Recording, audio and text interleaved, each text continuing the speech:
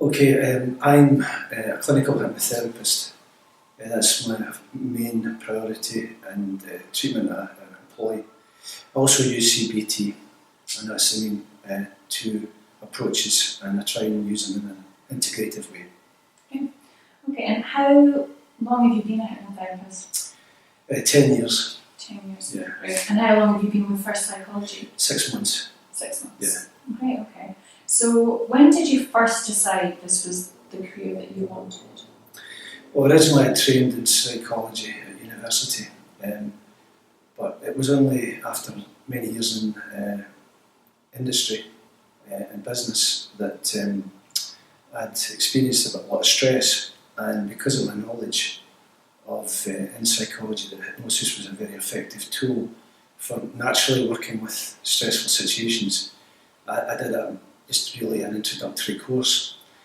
But from that, it inspired me to go forward and look at it from possibly a career perspective as well as a self-help. And I went on to then become a practitioner in hypnotherapy, clinical hypnotherapy. Okay. And did you find it a difficult job to get into? What kind of qualification and experience did you require? Well, initially, as I say, you had to do, at that time, you had to do to a diploma level to class yourself as a clinical hypnotherapist. Okay. People can learn hypnosis, but to do clinical work, you had to attain a diploma level. I decided to do a higher level, which is practitioner. Right. So that took 3 years working, or going to college weekends, maybe a full weekend, and that was over the course of a year at a time. Right. So it was pretty intensive, Yeah. and but it was great. You know, I mean, it's a fantastic approach, and the experience is really. It's quite. You know, there's a lot of fun involved. You know, in the training. You know, you get a laugh with other students, but at the same time, there's a serious aspect is you're learning techniques that are quite life changing for you know, for clients. So and it's an ongoing process because I'm still looking at different approaches within clinical hypnotherapy. Sometimes it's a wee bit of reinventing the wheel because it's maybe a different approach, but it's actually based on one I've already been employing for a long time. But you know, basically that's the sort of process. So you're always carrying on with your learning. Yeah. You never completely say, well, that's it, I'm finished with it. Yeah, great. And how many clients do you see in a typical week? Well, it can vary from sometimes it can be 8, but sometimes up to 15. Right. It just depends because obviously there's an ebb and flow with you know, with the process of counselling, because some people it's a short, sharp. It might be working with phobic responses. Right. You might only be 4 or 5 weeks. But with other people, there's sometimes if it's with trauma, you're dealing with trauma that can reveal other issues that have come to the surface because of it. So it can take longer. So that's the reason why you get peaks and flows with the client numbers as well. Great. And what do you think you find most rewarding about being a hypnotherapist? Well, I think essentially it's the outcomes you get with clients.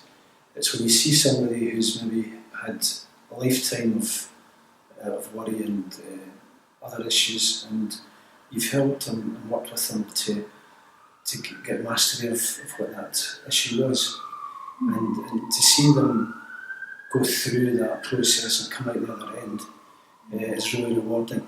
So I think it's that aspect that is the best part of working. And the variety, you know, everybody, even if you get a group of people who've got the same issues, they're unique. So you're working with individuals, and that's what's so rewarding about it. Great. And what would you say you find most challenging in your role, and what difficulties have you experienced as a hypnotherapist? I think challenging in the sense that although you have the skill set, it's the first issue is the engagement with the client, and that is the first stage to it.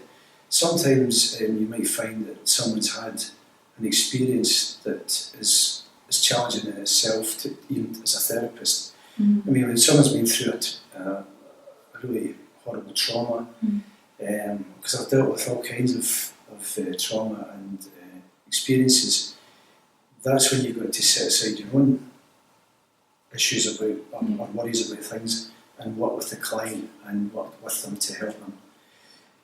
In terms of the most challenging, I think probably maybe being more specific, people who've been through violent assaults of a witness murder, or I worked with train drivers who've experienced death, people committing suicide, things like that. So those things are, the top end, if you like, of looking at how to approach them and work with the client and help them through it. Okay. And is being a therapist what you expected, or have things surprised you about the role? In some ways it's been as you expect, but I would say that there's always turns and twists in it, and you're always throwing something you didn't expect, but that's what you should be. You should always be prepared and ready to work with the client and help them, and it's a collaborative thing, and you should always be prepared to look at what's going on and see if you can come up with a solution that's mutually acceptable. And do you have any areas of expertise or specific interests? Well, I'm interested in EMDR, which is eye movement desensitization reprocessing, because I've used it in trauma and it's amazing outcomes. I'm interested in working with people who've been through things such as trauma and phobias, because phobias are a good one, because you can imagine someone having a fear that dominates their life, and rationally they think, why am I disturbed by this? And when you help them to get through that, it's a tremendous burden lifted from them. In terms of what I'm interested in, because of the EMDR aspect, there's a neuroscience aspect to this, how the neural pathways are changed. So I'm very interested in how neuroscience impacts on psychological changes, and how intervention through counselling or through hypnosis or whatever can bring about these changes. And understanding the neuroscience aspect of it gives you a physical, scientific aspect to the more verbal skills that are employed in counselling.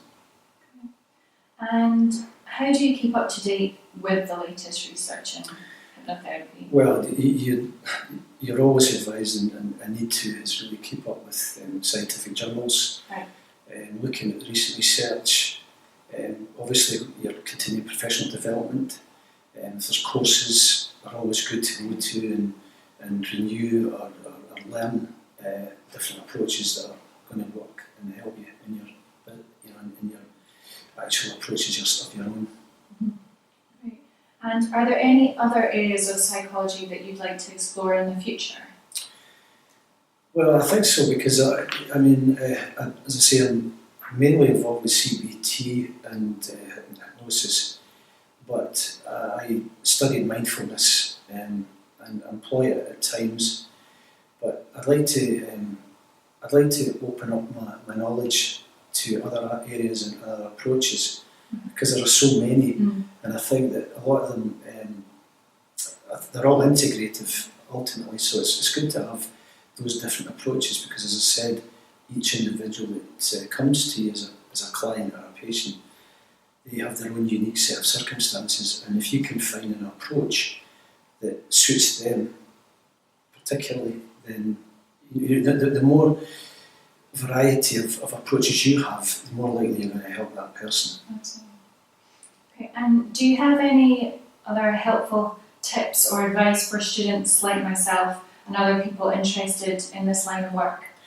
Yes, I think that it's fairly difficult for a novice or somebody who's coming into counselling to be able to differentiate the different approaches, because there's so many different ones. My advice is to look into what each one represents. For instance, CBT, hypnosis, mindfulness, the psychodynamic approaches, is to look at those in more depth before you jump because you could find yourself maybe going towards an approach that's maybe too directive, or one that's too maybe person-centred and more passive, and look at your own personality and think about what's better for you, because the more that you are congruent with the approach, the more effective you'll be. Because the more you come over as the person you are with the approach, then you become more authentic, and obviously that then appeals to a client. The other thing is to do voluntary work as much as possible. I did that at the beginning. I worked with an organisation called Crisis, and it was very good because I was able to work with all kinds of clients. Very challenging at the beginning, but very good training, very good experience, and I felt it was valuable because I wasn't charging people for my services. So although I was learning, I wasn't making them learn along with me. So I felt it was a good and valuable way of learning your skills and putting them into practice, making your mistakes maybe, but it was a good bit of advice, I think, for anyone to look at. Thank you. Well, thanks again for that, Michael. It was great speaking to you. Very helpful and interesting.